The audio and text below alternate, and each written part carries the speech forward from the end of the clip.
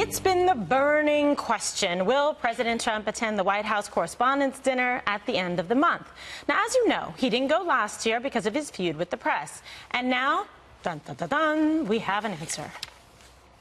I did the Gridiron Dinner a few weeks ago, and that was really terrific. We had a lot of fun, and it was good. But I sort of feel that the press is so bad. It's so fake. Yeah. It's so made up. I mean, sources say, and they have no sources. They're like novelists. I call them novelists. They make up the sources. Now, in some cases, there are sources, but then they won't do it correctly either. But in many cases, they literally make up sources. You know, 9 sources within the White House have said there are no 9 sources. So I just think that I want to get it straightened out with the press before I do it. So it's probably pretty unlikely I won't do it. Well, the White House said today Press Secretary Sarah Sanders will go in Mr. Trump's place. Now, did the president make the right move considering how the press treats him?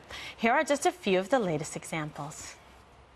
Hey, Alex, instead of Trump makes bizarre false claims, can you say Trump lies and then just put in parentheses again, close parentheses, about illegal voting? Perfect. Done. I mean, He's as dismissive of truth as he is of ethics. It is a device that works up to a point, and I'm sad to say that it also can lead to the diminishment of democracy, if not its death. Fear is the lubricant of Trumpism. Small, petty, cruel, mean-spirited fear. And that's what we saw today. Fear is the lubricant of dictators. Oh. We know he likes dictators a whole lot. I mean, those are just a few. You could put a whole hour of this, and we would just never even get enough of it, right? I mean, come on. And then there's Juan for an hour. What do you think of this? Good decision, bad decision? I don't think fear is the lubricant is just stuck in my brain. I think it's a good decision. I'm sure most of us have been to these dinners. I've been to 2 or 3. It is fake. It's faker than the scenery and sound of music. And they always say, well, it's a good cause and you should go, but it's really pathetic. It's a pathetic event. There are 2 groups, right? There's the press, and there are the celebrities that the press invites, okay? And the celebrities wander around the auditorium like cool kids at an ugly farm, which it is. And the press indulges the celebrities while climbing over each other for selfies. It's really embarrassing and sad to see, like, grown men and women acting really stupid because, oh, my God, that person is in that sitcom. The other thing is, which I love about this on a personal note, is that the dinner is Saturday night. And if Donald Trump isn't going, then I'm hoping my show, the Greg Gutfeld show, Saturdays at 10, is not covering it live because it is the most tedious waste of time I could imagine. We could counter-program, do something more fun, maybe have Donald Trump on. There you go. I think you're right. Yeah. I agree with you 100%. There's absolutely no reason the president should go to this at all. Sycophants serving sycophants. They hate him so much, yet they want him so much. Yeah, it's true. They're like, they run against him every single day, but they want to bask in his glow so that they can mock him. Look at who they're giving awards to. So Trevor Noah is hosting it. CNN's getting an award for fantastic journalism. NBC's getting an award for fantastic journalism. And the New York Times, the failing New York Times, Maggie Haberman, getting an award for fantastic journalism. Why in the world would she do that? It. I don't think Trevor is. I think it's a writer. I think it's a writer from The Daily Show. Michael Wolff, Michelle Wolff, a correspondent from the show. Yeah. I'm sure equally fair. Equally fair and entertaining and crazy. It's also the embodiment of everything President Trump campaigned against. It's the media elites. This is the swamp. And so I love the juxtaposition of what he did last year during the night of the dinner when he held that rally in Harrisburg, Pennsylvania. And I hope he does the same thing, goes to Wisconsin, goes to Ohio, and stands there, as he did last year, looking at those people and saying, you're the forgotten men and women. I am with you. Well, all of those people that we hate, that I'm campaigning against, part of the swamp, they're all back in D.C., schmucking it up, right? And so I think it's really smart, and I think he should go hit the campaign trail and do the exact same thing he did last year. That's so interesting because you wonder, Juan, what else could he do that would delight you and enthrall you since he's not going to be attending this? Oh, well, he could step down, but that's not going to happen either. Yeah. Right. But I'm so You'd curious. cry, honestly. You'd be so bored. Really? What would we do? Because and what we would do for ratings? He's just a ratings. Oh, we got Hillary. What? We have Hillary. Hillary, that's right. You have Hillary. I forgot. That's a good point. Yeah. But I must say, you guys seem to take a one-sided view of this. I think it was Donald Trump who said the press is the enemy of the American people. And I think fake news. He said opposition. that was on a tweet. Is that what it is? No, Steve Bannon calls them the opposition. No, party. no, but Trump said fake news. Now you That's also on the say tweet. enemy of the American people. Yeah, fake news is enemy of the people. Right. That's But then it seems to me like, you know, some of these bites that we played at the top of the show, people are complaining about something very legitimate, which is that he said, oh, these immigrant women are getting raped, right? Then he said there were so many illegal votes, you know, fraudulent votes in California that it swung. I mean, like, what is going on? He has no evidence for this.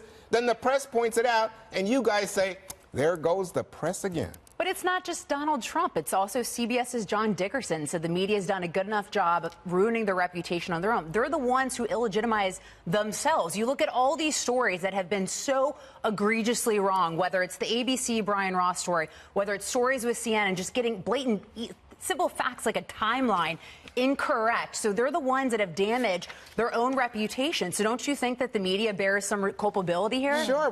People make mistakes. We make mistakes. But I mean, that's true of every presidency. To my mind, and I must say, I think I've been to almost, you know, every one of them since 1980. And the only one time the president missed was Ronald Reagan after he was shot. I mean, so there's a reason. I mean, you put it down as like sycophancy or whatever you said. But, you know, in reality, it's an opportunity for people who often are in direct conflict and, you know, the kind of press versus powerful people to, for a second, say, slow down. That's why, guess who went to the gridiron dinner just a few weeks ago that was even more exclusive elite? It was Donald Trump. Now, that wasn't televised. This is televised. This is more open. Actually, this is far more democratic than the gridiron dinner. I think. Go ahead. No, please, Rick. Well, all I know is I can go by my own experience being there, and it is a sweaty, pathetic huddle of wannabe celebrities up against celebrities, and and the idea of sitting at home watching a dinner when you could be watching something real, like the Greg Gutfeld show, or Jesse's show, or Judge Jeanine. Interesting. Yes. I'm trying to plug. It's Saturday night, everybody. Exactly. And there's Fox and Friends Monday. Yes. There you go. Or this weekend. No, it's a huddle of self-important people that believe they're saving the republic from Donald Trump. If you watch the way that this dinner went through 8 years of Barack Obama, he may have attended it, but he was attending a chorus of clapping seals who were propagating his administration for 8 years. So to think that Donald Trump's going to anywhere near a fair hearing and not just be smeared, I think it's fantasy talk, and I think he's a see something, say something president. You talk about all the different aspects of his technically every aspect. He identifies things like lawlessness on our southern border and says we can't have it. We got to do something about it, and the press picks it apart no matter what. Yeah, but Pete, you bring up a great point, because if you look at this from like a larger scale, get some elevation on it, they're very unfair to the president. The press is. They will not give the credit for the absolute facts of what he's done in terms of his accomplishments, his national security and the economy, what he's trying to do with immigration, how he's deregulated and got rid of some of the problems that are stifling the economy back. They don't want to admit any of it. They don't want to give him credit for any of the things that he's done. So that's what has caused this relationship to be the way it is. You mean Ann Coulter? Oh, because I think Ann Coulter is not the far left or the press. I think she's attacking him from the right. And I think that when people say, hey, you didn't deliver on the wall, or you, Mr. President, are a Republican, don't we believe in free trade? And we see the stock market exercising volatility. And you say, hey, Mr. President, why are you starting? Oh, says Larry Kudlow, we're not having a trade war. The next morning, more penalties on China and more trade war and more of a fall. There's no war happening yet. There's an evening of the scales, and we'll see if China backs down. By the way, nothing's happened, actually. Nothing has happened. They're just talking about it. Can we just say what the obvious thing is here? He's not going because he's smart. You don't go to a place where people are just going to insult you for 2 hours or 3 hours. So just say. Oh, but no, your point earlier was what I was thinking. They would kiss his butt. Really? Really? Because he's the president. Really? He's the president. You think so? And they would always, look, they always honor the office, the president. And that's why you say they want him to come, because he brings the glamour of the office. Have you been looking at the headlines or paying attention to what's being reported? CNN is getting an award at this dinner for broadcast, in the broadcast category, for their coverage of Russia. Right. Have you watched CNN and their coverage of Russia? It's the most one-sided, slanted assault on this president that I've ever seen. No. Where there was For the no last collusion year. that they Exactly. created, so they get the award for manufacturing fake news. That's what this He is should have about. alternative White House The New York correspondents. Times had an editorial this morning. The New York Times had an editorial this morning that said, we've got to see the larger thing. He encourages people in other countries to go after their press. This is not good for democracy. Fake news. All right, there you go.